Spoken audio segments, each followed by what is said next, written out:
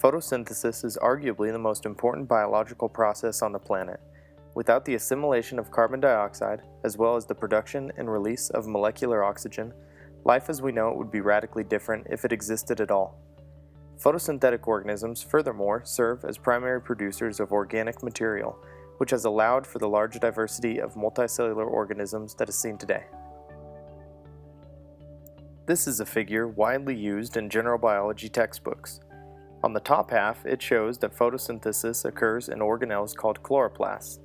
Through harnessing the energy in sunlight, chloroplasts are able to produce sugars and oxygen from carbon dioxide and water. Sugars that are produced in photosynthesis have multiple functions in plants. The focus of this video is sugars that are consumed in cellular respiration. However, it is important to know that sugars are also used for growth and development. In fact, the products of photosynthesis are responsible for the growth of a tiny seedling into a mature tree. Aerobic cellular respiration is a process that undoubtedly arose as a result of the increasing abundance of the products of photosynthesis. In multicellular organisms, aerobic cellular respiration is an essential cellular process in all living cells. As shown, this process occurs in organelles called mitochondria and utilizes the energy of sugars to produce ATP, a molecule that is constantly needed for various cellular processes. In plants, every molecule of sugar that is consumed in cellular respiration was produced in photosynthesis. In plants that contain both chloroplasts and mitochondria, this is no problem. However, because light energy is needed for photosynthesis to occur, and because photosynthesis is needed to fuel cellular respiration in plants, what should happen when light is no longer available? In a natural environment, plants are exposed to light at astounding levels during the day.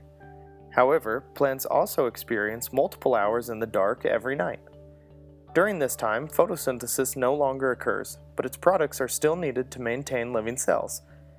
Every night, plants are faced with this problem, which should almost certainly result in death. However, come morning time, the vast majority of plants survive to live another day.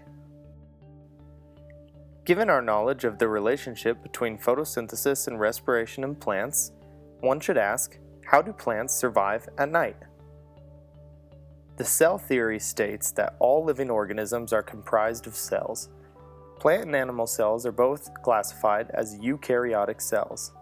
The differentiation of animal cells can result in differences between species, such as the difference between Einstein and a slug, as well as within one organism, resulting in different anatomical structures, such as the difference between Einstein's eyes and nose.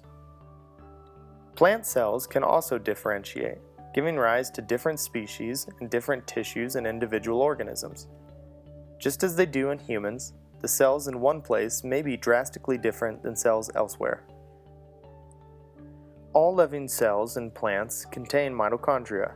However, the vast majority of cells in plants do not have chloroplasts.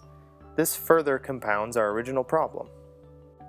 Plants, such as this oak tree, have 4 distinct organs with 4 distinct functions: leaves, reproductive organs, stems, and roots. In most plants, leaves are the only organs that have chloroplast-containing photosynthetic cells. This is responsible for their vibrant green color. Reproductive organs are responsible for productions of seeds and fruits. When seeds begin to germinate into plants, they are non-photosynthetic. Because of this, these structures need to be very high in nutrients and sugars to allow the seedling to develop before becoming self-sufficient through photosynthesis of its own. Stems are responsible for the transport of water, sugar, and nutrients throughout a plant body. In this oak tree, the stems are entirely non-photosynthetic. Roots are usually underground and responsible for the uptake of water and nutrients from the soil. Roots are rarely ever exposed to light and therefore are primarily non-photosynthetic. To review, leaves are the only organ that are capable of producing sugars through photosynthesis. However, because all organs of the plant need sugar to stay alive, Leaves must therefore supply the products of photosynthesis to the other organs. Leaves are therefore known as sources of photosynthesis, responsible for the production of sugars, while others are known as sinks, where sugars are used for aerobic respiration, as well as growth and development.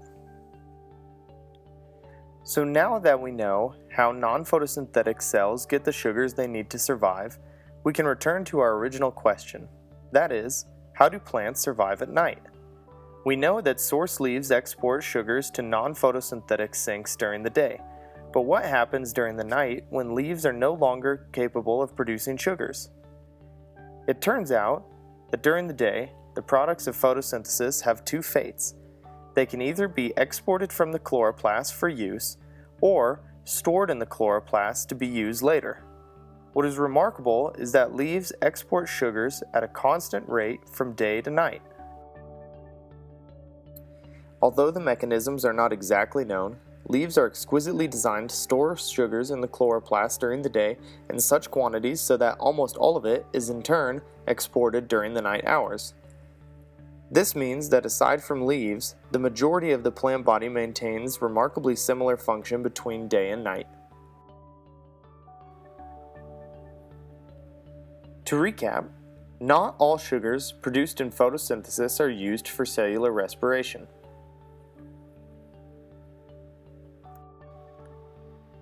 Not all cells in plants have chloroplasts, meaning that they must import sugars from cells that are capable of producing sugars. Most importantly, we learn that plants survive through the night by storing sugars during the day when light is abundant.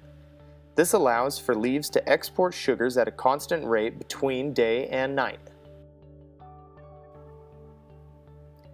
Although the nights pose a great challenge to plants, we now know that the solution lies in the leaves.